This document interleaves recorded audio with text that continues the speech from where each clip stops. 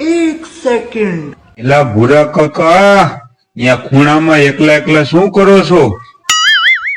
બેઠો છો ભગાજો ને, આવ બેડી માથે ચડીને બેઠો. એમ નહીં, બેઠા બેઠા શું એવો બધો વિચાર કરો છો? એમાં ભગા હું એવો વિચાર કરું છું કે આપણે આઈકણ આટલા બધા જમીનના ભાવ વધી ગયા, પ્લોટના ભાવ, વાલના ભાવ આટલા કેટલા થઈ ગયા કાકા. ખાલી પ્લોટ આપણે હોવાનો લેવા જાય ને તો 20 લાખ રૂપિયા. તો આ એવો વિચાર કરું છું કે હે ચંદ્ર માથે ને કા સૂર્ય માથે એક પ્લોટ લઈ લઉં, કારણ કે અહીંયા અત્યારે કોઈ રહેવા નથી ગયું ને, તો અહીંયા છે ને સસ્તું છે થોડુંક. એમ અહીંયા તમે વધી પડ્યા છો તો ચંદ્રમાંથી પ્લોટ લેવાનું વિચારો છો? અહીંયા વેફરનું કારખાનું કરું છું મારે, સમજી લે કે અહીંયા અત્યારે કોઈ રહેવા નથી ગયું. તો અત્યારે જો અહીંયા કારણે 100-200 વાળનો પ્લોટ એક લઈ લઉં ને ચંદ્ર માથે ને સૂર્ય માથે, તો એકાદ વેફરનું કારખાનું કરી નાખું ને અત્યારે હશે નહીં તો સારું હાલી જશે, એમ આપણું પાનું હાલી જાય. એમ નહીં, તમને બીજું કાંઈ નો હુઈજ્યું અને વેફરના કારખાનાનું જ હુઈજ્યું? કાકા વેફરનું જ કારખાનું કહેવાય ને કાકા. 15 રૂપિયા કિલો બટેટા છે અને 5 રૂપિયાની વેફર લઈને એટલે આટલીક જ આવે, પડીકામાં આટલીક જ વેફર આવે. તો એમ જ અત્યારે કમાયા જેવું છે. એમાંય મજૂરી ચડે કાકા, એમાંય મજૂરી ચડે. પણ સડીને શું મજૂરી ચડે, એની વાંહે કદાચ 2 માણા રાખી દે, કિલો એક બટેટા વાંહે 2 માણા રાખી દે. 15 રૂપિયા કિલો બટેટા ને 2 માણા તું રાખ ને એટલે હાંજ પડે તે 10 કિલો બટેટાની પતરી બનાવી નાખે, વેફર બનાવે તો 300 રૂપિયાનું રોજ ગણ. 10 કિલો બટેટાના તું 15 લેખે 15 દાન 150 રૂપિયા ના ગણ. 750 રૂપિયામાં કેવડું થયું અત્યારે કિલો એક બટેટા વેફર લેવા જાય ને તો 200 રૂપિયા છે. તો 15 કિલોના શું થયું કાકા, તું હિસાબ તો કર.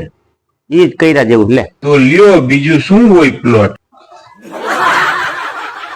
આપણો વિચાર છે તું લઈ લે ને, આપણે બે લઈ લે. ચંદ્ર માથે એક પ્લોટ લઈ લે. અહીંયા અત્યારે સસ્તું છે, કાંઈક હમણાં વસારે સાપામાં જાહેરાત આવી હતી ને, બુકિંગ કરાવવો હોય તો એમ ચંદ્ર માથે પ્લોટ. એમાં છેતરાઈ કાકા, મારે રોકાણ નથી કરવું ખોટું ચંદ્ર માથે. એમાં શું છેતરે ભલા માણા? કાંઈ નો છેતરે. અત્યારે તો બુકિંગ જ કરાવવાનું છે આપણે, દસ્તાવેજ આપણો હાથ. પણ એમ નહીં, મને એ વિચાર આવે છે કે ચંદ્ર માથે પ્લોટ આપણે લઈ પણ એનો દસ્તાવેજ કોણ કરી દેશે? ચિંતાનો વિષય છે ભગા ચિંતાનો વિષય છે. એનો દસ્તાવેજ કરવા ટાણે લોસો થશે. ક્યાં કલેક્ટર ઓફિસમાં જવાનું દસ્તાવેજ કરવા, કઈ જગ્યાએ જવાનું, કોણ કરી દેશે, એનો માલિક કોણ? અત્યારે ચંદ્રનો માલિક તો ભગવાન જ છે, મંગળ માથે ભગવાન છે. તો આપણે છે ને મંગળ માથે ચંદ્ર માથે પ્લોટ તો લેવા જ, પણ એનો દસ્તાવેજ કરવા કોની પાસે જઈશું? ઉપાધિ છે એ બધી. દસ્તાવેજ નો લોસો છે થોડોક. દસ્તાવેજ કોની પાસે કરવો? ખરેખર આમ સાક્ષાત ભગવાન આવશે દસ્તાવેજ કરવા?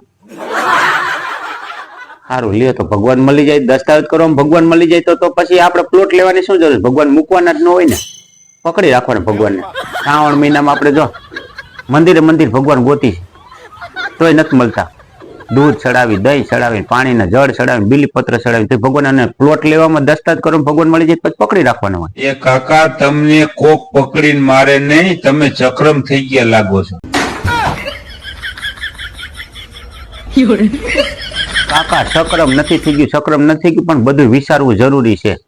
અહીંયા આટલો ભાવ થઈ ગયો છે પ્લોટ નો ને એવું બધું, તો અહીંયા લઈ લે તો સારું. એમ વિચારવું તો પડે કાકા, વિચાર્યા વિના કઈ હલાય જ નહીં.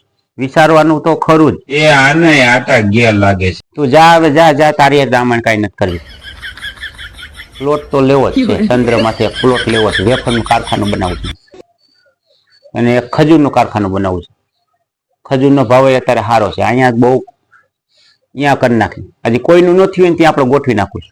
આ કાકાને તો કોકે ગોટે ચડાયા લાગે છે. ભલે હલવાતા હોય, બીજું શું હોય? એ